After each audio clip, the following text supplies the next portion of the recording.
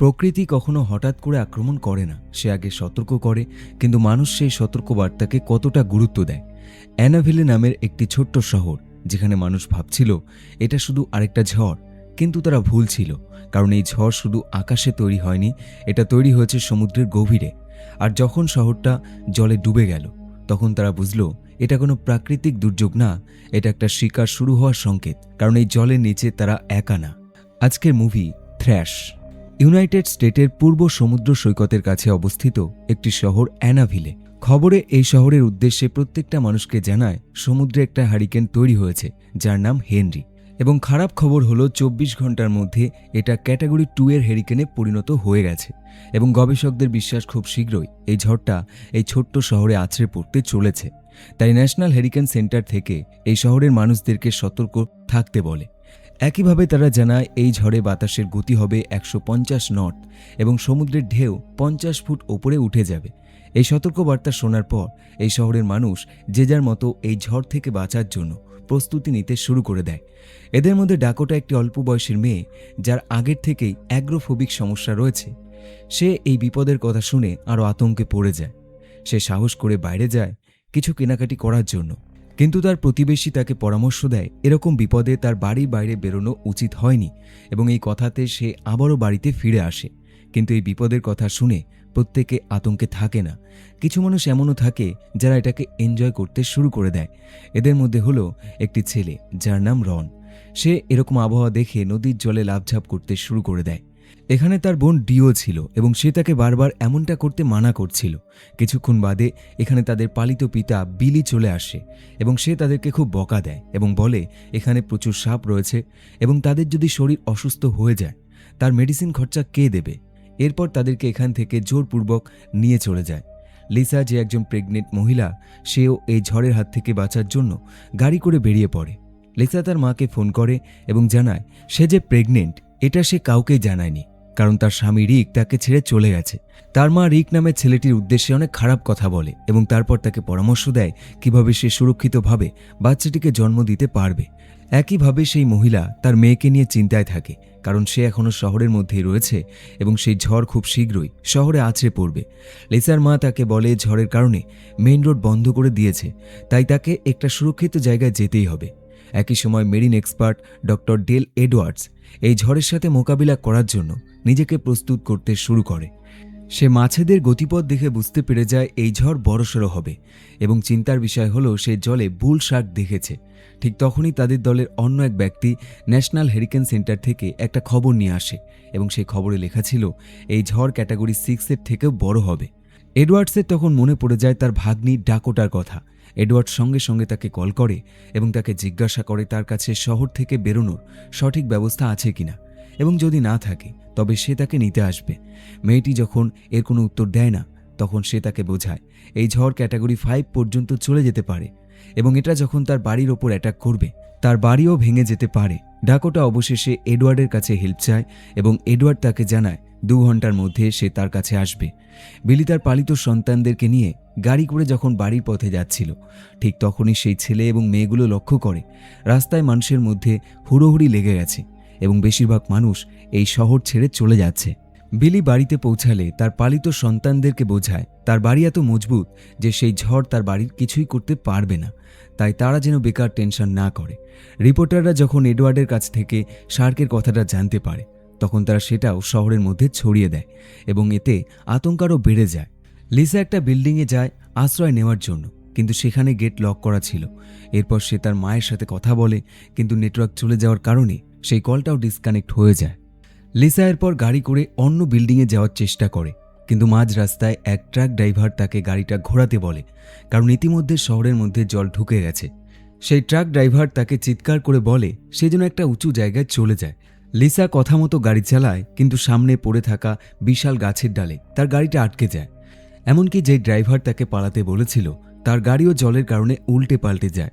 Dakota যে এই ঝড়ের খবর টিভিতে দেখছিল, সে হঠাৎই জানালা দিয়ে দেখে শহরের মধ্যে তীব্র গতিতে জল ঢুকছে। সে বুঝে উঠতে পারে না কি করবে। বিলি যে তার বাড়ি নিয়ে গর্ব করছিল, নিমেষের মধ্যেই তার বাড়ির জানালা দরজা ভেঙে যায় শুধুমাত্র সমুদ্রের জলের কারণে। একটা সময় জলের পরিমাণ এত বেড়ে যায় লিসা তার গাড়ি আর কন্ট্রোল করতে পারে না। জল তার গাড়িটাকে ভাসিয়ে নিয়ে যেতে শুরু করে এবং একটা গাছের গুড়ির মধ্যে গিয়ে সেই গাড়িটা আটকে যায়। আর এই গাছের ডালটা গাড়ির মধ্যে এমনভাবে ঢুকে যায় যে লিসা আর নড়তে চড়তে পারে না। ডাকোটা তখনও বাড়ির ওপর তলা থেকে সবকিছু দেখছিল। সে দেখতে পায় কিভাবে একটা বড় ট্রাক ভেঙে টুকরো হয়ে গেছে এবং একটা গাড়ি খুব খারাপভাবে গাছের ডালের মধ্যে আটকে রয়েছে, শুধুমাত্র এই ঝড় এবং সমুদ্রের জলের কারণে। বিলি নিজের চোখের সামনে তার এত মজবুত বাড়িটাকে ধ্বংস হতে দেখে তার মাথায় কাজ করা বন্ধ করে দেয় এবং তখন রন তাকে পরামর্শ দেয় স্নোরকেল থাকলে এই জলে তারা সার্ভাইভ করতে পারবে। বিলির তখন মনে পড়ে স্নোরকেল তার গাড়ির মধ্যে রয়েছে, কিন্তু সমস্যা হলো সেই গাড়িটা বাইরে রয়েছে জলের মধ্যে। শহরের মধ্যে দুজন ব্যক্তি একটা নৌকা করে ঘুরতে বেরিয়েছিল শুধুমাত্র এটা দেখার জন্য যে শহরে কোথায় কি ক্ষয়ক্ষতি হয়েছে, এবং তখন গিয়ে তারা দেখতে পায় লিসাকে। প্রথমজন খুব সাহসের সাথে সেই দিকে এগিয়ে যায় মেয়েটিকে বাঁচাতে। সেই ব্যক্তি কাছে গিয়ে মেয়েটিকে বোঝায় ভয় পাওয়ার কোনো কারণ নেই, প্রথমে ডালটাকে কাটতে হবে এবং এতে কিছুটা সময় লাগবে। এরপর সে তার সহযোগী যে নৌকায় বসেছিল তাকে একটা কাঁটা নিয়ে আসতে বলে। দ্বিতীয়জন কাঁটার নিয়ে যখন আসছিল ঠিক তখনই সে জলের মাঝখানে হঠাৎ করে ডুবে যায়। প্রথমজন এটা দেখতে পেয়ে সঙ্গে সঙ্গে ছুটে যায় এবং তখনই তার বন্ধু জলের তলা দিয়ে আহত অবস্থায় চিৎকার করে বেরিয়ে আসে।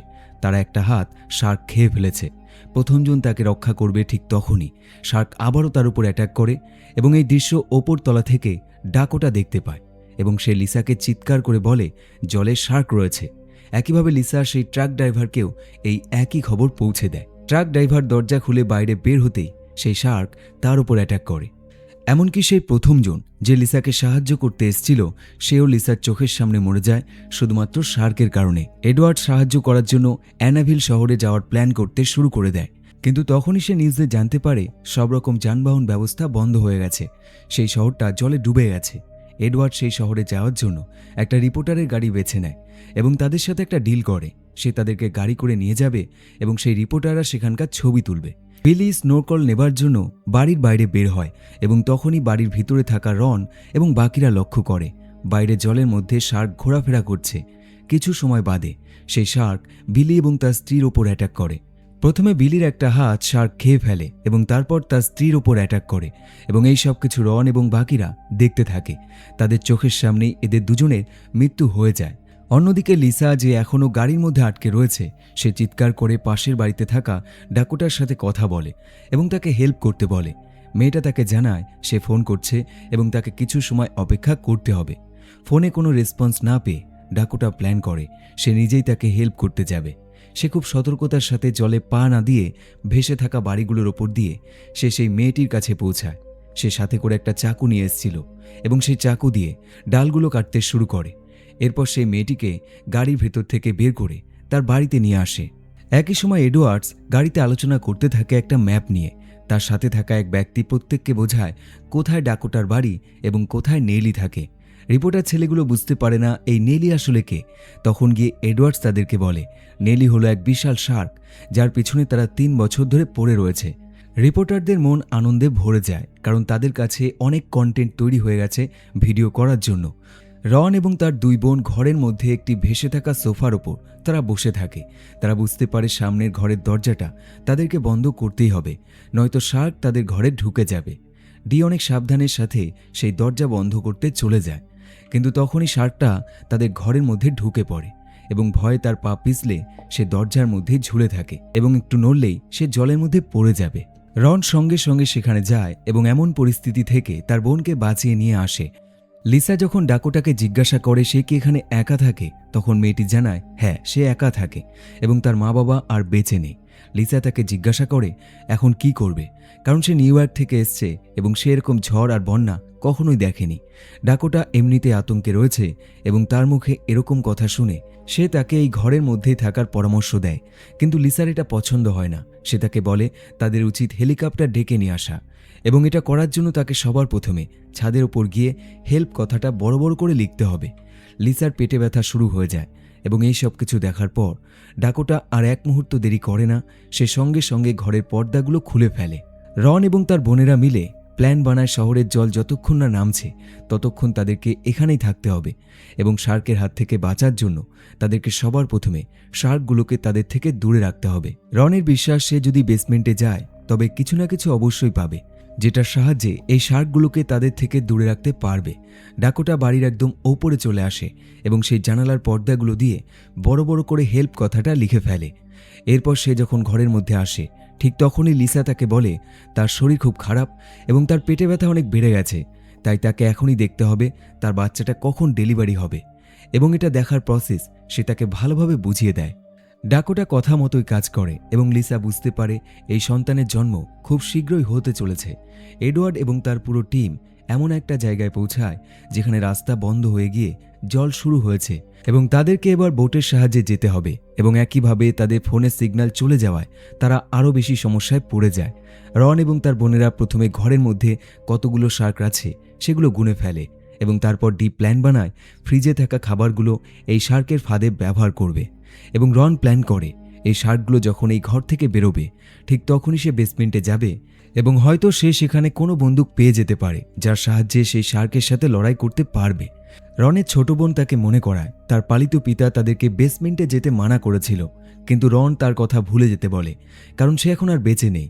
এবং ঠিক তখনই পিছন থেকে তাদের পালিত পিতা বিলি জল থেকে বেরিয়ে আসে। তার একটা হাত শার্ক খেয়ে ফেলেছে। যন্ত্রণায় সে চিৎকার করতে শুরু করে দেয়। একই সময় এডওয়ার্ড একটা নৌকা করে তার পুরো টিম নিয়ে অ্যানাভিল শহরে চলে আসে। রাত হতেই লিসার পেটে ব্যথাও আরও বেড়ে যায় এবং সে চিৎকার করতে শুরু করে।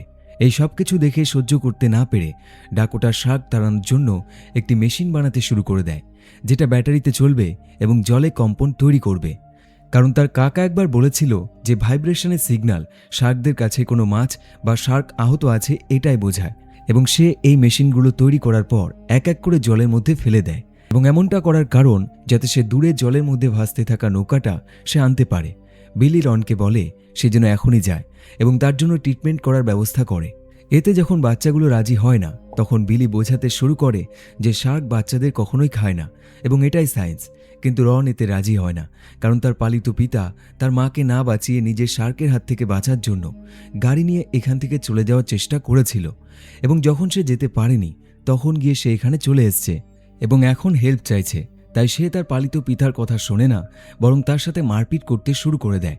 এমন অবস্থায় বিলি আবারও জলের মধ্যে পড়ে যায় এবং সেই শার্কগুলো তাকে টুকরো টুকরো করে খেয়ে ফেলে। এই সুযোগে রন বেসমেন্টে চলে যায়। প্রথমে সে ফ্রিজের থেকে খাবারগুলো নিয়ে নেয় এবং তারপর সে কিছু ধারালো অস্ত্র সেখান থেকে কালেক্ট করে। কিন্তু সে ফিরে আসবে তখনই তার জামাটা আটকে যায় এবং সে লক্ষ্য করে বেসমেন্টে শার্ক চলে এসছে। সে উপায় না পেয়ে জামা ছিঁড়ে সেখান থেকে পালাতে শুরু করে। খুব ভাগ্যক্রমে সে শার্কের হাত থেকে বেরিয়ে আসে। ডাকোটা তার বানানো সেই ডিভাইসের সাহায্যে শার্কগুলোকে অন্য ডাইরেকশনে পাঠিয়ে সে জলে নেমে পড়ে নৌকাটাকে আনার জন্য। কিন্তু কিছু সময় বাদেই তার ডিভাইসগুলো এক এক করে শার্কগুলো খেয়ে ফেলে। তার পরের মুহূর্তে একটা বিশাল বড় শার্ক তার পায়ের নিচ দিয়ে চলে যায়। সে অবাক হয়ে যায় এটা দেখে যে সেই শার্কটা তাকে কিছুই করছে না। ডাকোটা ফাইনালি সেই নৌকাতে উঠে পড়ে। এডওয়ার্ড তার পুরো টিম নিয়ে জলের মধ্যে দিয়ে বোট করে যাচ্ছিল। তখন সে দেখতে পায় এই জলের মধ্যে প্রচুর জীবজন্তু মৃত অবস্থায় পড়ে রয়েছে এবং তাদের শরীর টুকরো টুকরো হয়ে গেছে। এই সব কিছু করেছে সেই শার্কগুলো। রিপোর্টারগুলো এডওয়ার্ডকে জিজ্ঞাসা করে শার্কগুলো এত হিংস্র হওয়া সত্ত্বেও সে কেন শার্ক নিয়ে রিসার্চ করে। তখন এডওয়ার্ড তাকে বলে তার ছোটবেলাটা জ্যাম্বেজি নদীর কাছে কেটেছে এবং সেই নদীতে অনেক হিপোপটেমাস থাকতো এবং একদিন একটা হিপোপটেমাস তার উপর অ্যাটাক করে এবং তখন গিয়ে একটা শার্ক হিপোপটেমাসের উপর অ্যাটাক করে এবং সে বেঁচে যায়। আর এটাই কারণ তখন থেকে সে শার্কের উপর রিসার্চ করা শুরু করেছে। কিছু সময় বাদে তাদের নেটওয়ার্ক ফিরে আসে এবং তারা দেখতে পায় এই ছোট্ট শহরে প্রচুর পরিমাণে শার্ক ঘোরাফেরা করছে। পুরো রাতটা ডাকোটা সেই বোটের মধ্যেই কাটিয়ে দেয়। সকাল হতেই লিসা ঘর থেকে ডাকোটাকে চিৎকার করে ডাকতে থাকে কারণ জল খুব বেশি বেড়ে যাওয়ার কারণে তার মাথা বাড়ির ছাদের সিলিং পর্যন্ত পৌঁছে গেছে। কিছু সময় বাদে ঠিক সেটাই ঘটে যেটার জন্য লিসা ভয় পাচ্ছিল। জল বেশি হওয়ার কারণে পুরো বাড়িটাই ভেঙে যায় এবং সে জলের মধ্যে পড়ে যায় এবং এতে তার পেট ব্যথা আরও বেড়ে যায়। সে চিৎকার করতে থাকে এবং সে জলের মধ্যেই তার সন্তানকে জন্ম দেয়। জলের মধ্যে রক্ত ছড়িয়ে পড়ে এবং সেই রক্তের গন্ধে শার্কগুলো তার দিকে এগিয়ে আসতে শুরু করে। লিসা উপায় না পেয়ে একটি কাঠের টুকরোর মধ্যে তার সদ্য জন্ম হওয়া সন্তানটিকে রেখে একটি ধারালো অস্ত্র দিয়ে সেই শার্কের সাথে লড়াই করে। কিন্তু এখানে একটা শার্ক নয় বরং অনেক শার্ক রয়েছে, তাই তার বিপদ কমে না বরং আরও বেড়ে যায়। ডাকোটা দূর থেকেই সবকিছু দেখতে পায়। সে তার নৌকা নিয়ে তার দিকে এগিয়ে আসতে থাকে এবং ইতিমধ্যে সে একটা অস্ত্র জোগাড় করেছে আর সেই অস্ত্র দিয়ে সে সেই শার্কটার ওপর অ্যাটাক করে। যেই শার্কটা লিসার দিকে এগিয়ে আসছিল। একই সময় রন বেসমেন্টের খাবার এবং কিছু গোলাবারুদ একসাথে প্যাক করে ফেলে এবং প্ল্যান করে গোলাবারুদে আগুন লাগিয়ে জলে ছুঁড়ে ফেলবে, এবং যখন সেই শার্কটা এই খাবারটা খাবে তখন গোলাবারুদের কারণে সে সেখানেই মরে যাবে। সে প্ল্যান মতোই কাজ করে, কিন্তু শার্কের দেখা মেলে না। বাচ্চা মেয়েটি তখন তাদেরকে মনে করায় শার্ক ভাইব্রেশন অনুভব করতে পারে, তাই শার্কটাকে তাদের কাছে আনতে হলে সবার প্রথমে জলে কম্পন সৃষ্টি করতে হবে। এরা সবাই জলে নেমে লাফঝাপ করতে শুরু করে দেয়। ডাকোটা লিসার কাছে পৌঁছায় সবার প্রথমে তার সদ্য জন্ম হওয়া সন্তানটিকে নৌকার মধ্যে ওঠায়, এবং তারপর সে লিসাকে ওঠাবে ঠিক তখনই একটা শার্ক তাদের নৌকাটাই উল্টে দেয় এবং সেই ছোট্ট সন্তানটিও জলের মধ্যে পড়ে যায়। তাদের ভাগ্য ভালো থাকে ঠিক সেই মুহূর্তে এডওয়ার্ড তার পুরো টিম নিয়ে সেখানে চলে আসে। সে একটা ডিভাইস জলের মধ্যে ফেলে যার মধ্যে দিয়ে ইলেকট্রিক শক বের হচ্ছিল, এবং এতে শার্কগুলো দূরে সরে যায়। কিছু সময় বাদে আরও একটা শার্ক লিসার দিকে ছুটে আসে, এবং তখনই ঘটে এমন একটা ঘটনা যেটা তাদের প্রত্যেককে অবাক করে দেয়। নেলি নামে সেই বিশাল বড় শার্কটা সেই শার্কটাকে খেয়ে ফেলে, যেই শার্কটা লিসার উপর অ্যাটাক করতে যাচ্ছিল। একই সময় রনের প্ল্যানে কাজ হয়। জলে কম্পন সৃষ্টি করাতে শার্ক চলে আসে এবং তাদের বোম দিয়ে বানানো খাবারটা গিলে ফেলে, এবং তখনই ব্লাস্টের কারণে সেই শার্কটা টুকরো টুকরো হয়ে যায়। এডওয়ার্ড প্রত্যেককে তাদের বোটে উঠিয়ে ফেলে, এবং লিসা সবার প্রথমে তাদের মোবাইল ফোন নিয়ে তার মাকে কল করে। রন তার দুই বোনকে সাথে নিয়ে তার পালিত পিতার গাড়ি ব্যবহার করে ফ্লোরিডার উদ্দেশ্যে বেরিয়ে পড়ে। নিউজ রিপোর্টার প্রত্যেকটা জিনিস সুন্দরভাবে তাদের ক্যামেরায় ক্যাপচার করে ফেলে, এবং সঙ্গে সঙ্গে সেগুলো তাদের লাইভ টিভিতেও টেলিকাস্ট করে দেয়। কিছুদিন বাদে তারা ওয়েদার রিপোর্ট দেখতে পায় ঠিক একই রকম ঝড় এই শহরে আঁচড়ে পড়তে চলেছে। আর এই মুভিটা এখানেই শেষ হয়ে যায়। কমেন্ট করে জানান ভিডিওটি আপনার কেমন লাগলো। ভালো লাগলে একটা লাইক করুন, এবং চ্যানেলে নতুন হলে অবশ্যই সাবস্ক্রাইব করুন। আবার দেখা হবে পরের একটি ভিডিওর সাথে। দেখতে থাকুন।